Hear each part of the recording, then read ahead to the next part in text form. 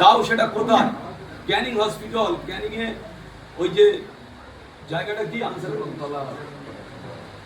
ঝোড়োর মোড়ে ক্যানিংয়ে ঝোড়োর মোড়ে শওকত মোল্লার নিজস্ব জায়গা, সেখানে 4 জন ভর্তি আছে।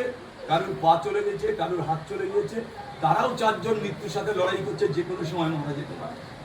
আজকে এই ধরনের চক্রান্ত, এই ধরনের অত্যাচার, আমি সেই কারণে আমি বসে থাকতে পারিনি।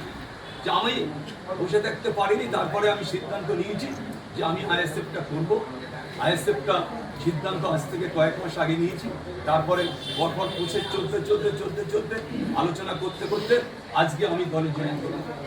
আমি শুধু একটাই কথা, যে 2 জন পীরজাদা যাদের নেতৃত্বে গোটা রাজ্য কেঁপে উঠেছে, আজকে যাদের নেতৃত্বের প্রতি বাংলার মানুষ আস্থা রাখছে, আমি সেরকম একজন ব্যক্তি, সেরকম নেতৃত্বের হাতে হাত দিয়ে আজকে এই দলে আমি অংশগ্রহণ করলাম। এটা আমার গর্ব। আমি এটা মনে করি যেটা আমার গর্ব, যে আজকে নওশাদ ভাই, আব্বাস ভাইদের মতন ব্যক্তিদের হাত ধরে আমার পাশে আমার দলের সভাপতি বসে আছেন, একজন শিক্ষিত অত্যন্ত ভদ্রলোক, তাদের নেতৃত্বের প্রতি আজকে আমি শুনি, বক্তব্য শুনি। আমার সেক্রেটারি এখানে বসে আছে, অত্যন্ত বক্তব্য দেয়, সুন্দর বক্তব্য। হয়তো আমরা এতটা ভালো বক্তব্য নাও দিতে পারি, তবে আগামী দিনে আমি শুধু একটা কথা বলবো, যে ভাঙড় আর ক্যানিংয়ে শান্তি বজায় রাখার জন্য একদিকে মানে সবাই মিলে ভাঙড়কে শান্ত করতে হবে।